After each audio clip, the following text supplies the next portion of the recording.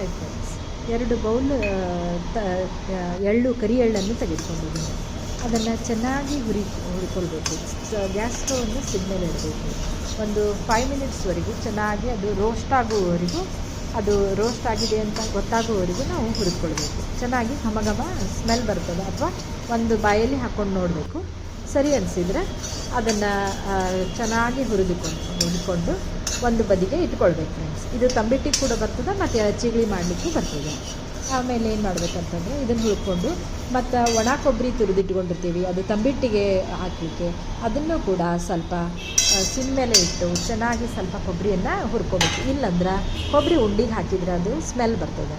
ಆದ್ದರಿಂದ ಈ ರೀತಿ ಮಾಡಿಕೊಂಡು ನಾವು ಆಮೇಲೆ ಎಳ್ಳು ಹುರ್ಕೊಂಡಿರ್ತೀವಲ್ಲ, ಒಂದು ಮಿಕ್ಸಿ ಜಾರಿಗೆ ಹಾಕ್ಕೊಂಡು ಅದ್ರಾಗ ಸ್ವಲ್ಪ ಸಮ ಪ್ರಮಾಣದಲ್ಲಿ 1 ಬೌಲಿಗೆ 1 ಬೌಲು ಬೆಲ್ಲವನ್ನು ಹಾಕ್ಕೊಂಡು ಮಿಕ್ಸಿ ಜಾರ್ ಗರ್ ಹಂಚ್ಕೊಳ್ಳೋಣ.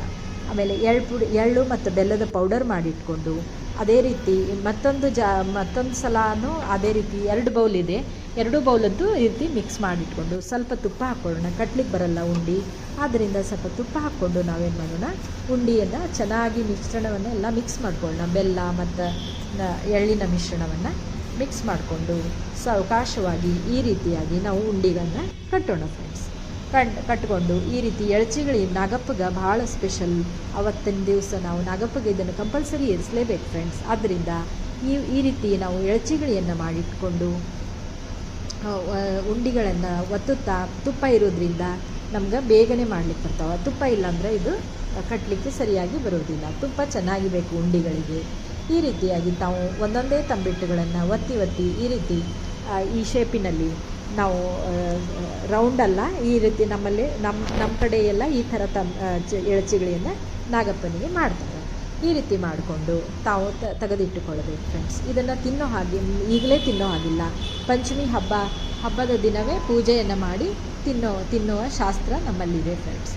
ಆದ್ದರಿಂದ ಈ ರೀತಿಯಾಗಿ ತಾವು ಎಳ್ಳಿನ ಉಂಡೆಯನ್ನು ಎಳಚಿಗಳಿಯನ್ನು ಮಾಡಿಟ್ಕೋಬೋದು ಫ್ರೆಂಡ್ಸ್. ಇದು ಭಾಳ ಈಸಿಯಾಗಿದೆ, ಹುರ್ಕೊಳ್ಳೋದು ಮತ್ತು ಬೆಲ್ಲವನ್ನು ಕುಡಿಸೋದು ಅಷ್ಟೇ. ಈ ರೀತಿಯಾಗಿ ಈ ಉಂಡೆಯನ್ನು ಮಾಡಿ ತೆಗೆದಿಟ್ಕೊಂಡ ಮೇಲೆ ನಾವು ಇನ್ನು ತಂಬಿಟ್ಟನ್ನು ಮಾಡೋಣ. ಅಂದರೆ ತಂಬಿಟ್ಟಿಗೆ ಪುಟಾಣಿ ಹಿಟ್ಟು ಬೇಕಾಗ್ತದೆ ಫ್ರೆಂಡ್ಸ್. ಅದನ್ನು ಕೂಡ ಈ ರೀತಿಯಾಗಿ ಹೇಗೆ ಮಾಡೋದು ಅಂತ ತೋರಿಸ್ತೇನೆ, ಬನ್ನಿ ಫ್ರೆಂಡ್ಸ್ ನೋಡೋಣ. ಮೊದಲು ಒಂದು ಬಾಣಲಿಗೆ ಬೆಲ್ಲವನ್ನು ಹಾಕೋಣ ಫ್ರೆಂಡ್ಸ್. ಬೆಲ್ಲ ಹಾಕಿದ ನಂತರ ಅದಕ್ಕೆ ಒಂದು ಕೆ ಜಿಯಷ್ಟು ಬೆಲ್ಲ ಇರ್ತದೆ. ಅದನ್ನು ಸಣ್ಣ ಸಿಮ್ ಮೇಲೆ ಸ್ಟೋವನ್ನು ಹಚ್ಚಿಡೋಣ. ಅದರಲ್ಲಿ ನೀರನ್ನು ಹಾಕೋಗಿಲ್ಲ. ನೀರು ಹಾಕಿದರೆ ಉಂಡೆಗಳು ಬೇಗನೆ ಕೆಡ್ತಾವೆ ಫ್ರೆಂಡ್ಸ್. ಆದ್ದರಿಂದ ನಾವು ತುಪ್ಪವನ್ನೇ ಹಾಕಿ ಮಾಡೋದು.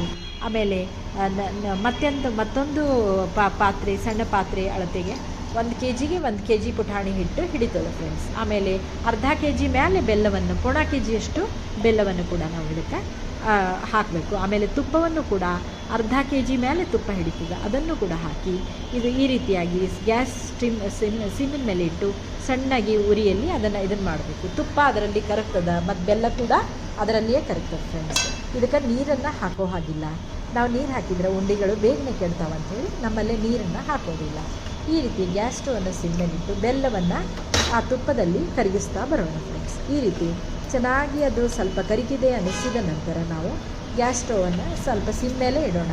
ಆಮೇಲೆ ಒಂದು ಕಡೆಗೆ ಪುಟಾಣಿ ಹಿಟ್ಟನ್ನು ಕೂಡ ನಾವು ರೆಡಿ ಮಾಡ್ಕೊಂಡಿರ್ತೀವಿ ಫ್ರೆಂಡ್ಸ್.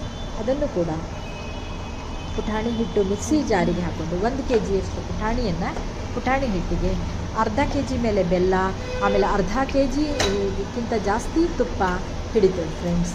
ಆಮೇಲೆ ಅದಕ್ಕೆ ಹುರಿದ ಕರಿ ಎಳ್ಳು ಮತ್ತು ತುರಿದ ಕೊಬ್ಬರಿಯನ್ನು ಕೂಡ ಅದಕ್ಕೆ ಸೇರಿಸೋಣ ಫ್ರೆಂಡ್ಸ್. ಪುಟಾಣಿ ಹಿಟ್ಟಿಗೆ ಕೊಬ್ಬರಿಯನ್ನು ಕೂಡ ಹಾಕ್ಕೊಳ್ಳೋಣ ಫ್ರೆಂಡ್ಸ್. ಆಮೇಲೆ ಹುರಿದಿಟ್ಟುಕೊಂಡ ಎಳ್ಳನ್ನು ಕೂಡ ಇದಕ್ಕೆ ಸೇರಿಸ್ಕೊಳ್ಳೋಣ. ಆಮೇಲೆ ಇದು ಬೆಲ್ಲದ ಆಣವನ್ನು ಮಾಡಿಟ್ಕೊಂಡಿರ್ತೀವಿ ತುಪ್ಪದ್ದು, ಅದನ್ನು ಕೂಡ ಈ ಪುಟಾಣಿ ಹಿಟ್ಟಿಗೆ ಸೇರಿಸ್ಕೊಂಡು ಅದನ್ನು ಕೂಡ ಚೆನ್ನಾಗಿ ಕೈಯಾಡಿಸ್ತಾ ಬರಬೇಕು friends. Share my channel, comment my channel, subscribe my channel. ಈ ರೀತಿ ಪಂಚಮಿ ಉಂಡೆ ಮಾಡೋದು ತುಂಬ ಈಸಿ ಏನಿಲ್ಲ ಫ್ರೆಂಡ್ಸ್, ಭಾಳ ಡಿಫಿಕಲ್ಟೂ ಇಲ್ಲ ಅಂತ ಹೇಳ್ಬೋದು ಫ್ರೆಂಡ್ಸ್. ಈ ರೀತಿ ತಾವು ಮಾಡಿಕೊಂಡು ಈ ರೀತಿ ಮಿಶ್ರಣವನ್ನು ಮಾಡ್ಕೋಬೇಕು ಫ್ರೆಂಡ್. ಪುಟಾಣಿ ಹಿಟ್ಟು, ಬೆಲ್ಲ, ಕೊಬ್ಬರಿ, ಆಮೇಲೆ ಎಳ್ಳು ಎಲ್ಲ ಮಿಶ್ರಣ ಮಾಡಿಕೊಂಡು ಅದನ್ನು ಚೆನ್ನಾಗಿ ಮಿಕ್ಸ್ ಮಾಡಿ ಉಂಡೆ ಕಟ್ಟುತ್ತಾ ಬರಬೇಕು ಫ್ರೆಂಡ್ಸ್. ಈ ರೀತಿ ಉಂಡೆಯನ್ನು ನಾವು ಒತ್ತಿ 2 ಬದಿಗೆ ತಂಬಿಟ್ಟು ಅಂತ ಕರೀತಾರೆ ಇದಕ್ಕೆ.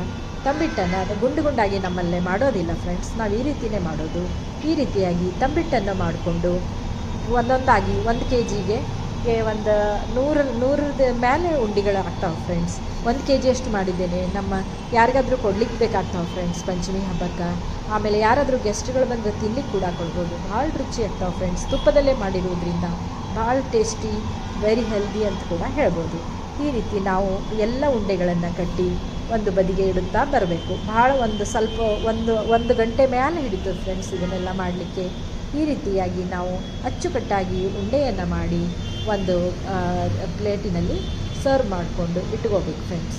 ಆಮೇಲೆ ಸ್ವಲ್ಪ ಆರಿದ ನಂತರ ನಾವು ಡಬ್ಬೆಗೆ ಅದನ್ನು ಶಿಫ್ಟ್ ಮಾಡ್ಕೋಬೋದು ಫ್ರೆಂಡ್ಸ್. ಈ ರೀತಿಯಾಗಿ ಎಳ್ಳುಂಡಿ ಮತ್ತು ತಂಬಿಟ್ಟುಂಡಿಯನ್ನು ಮಾಡಿ ಡಬ್ಬದಲ್ಲಿ ಇಟ್ಟು ಆಮೇಲೆ ಅವುಗಳನ್ನು ಮುಚ್ಚಿಟ್ಟು ಅವತ್ತೇ ಹಬ್ಬದ ದಿವಸ ಈ ಪೂಜೆಗೆ ಯೂಸ್ ಮಾಡ್ಬೋದು ಫ್ರೆಂಡ್ಸ್. Thank you friends.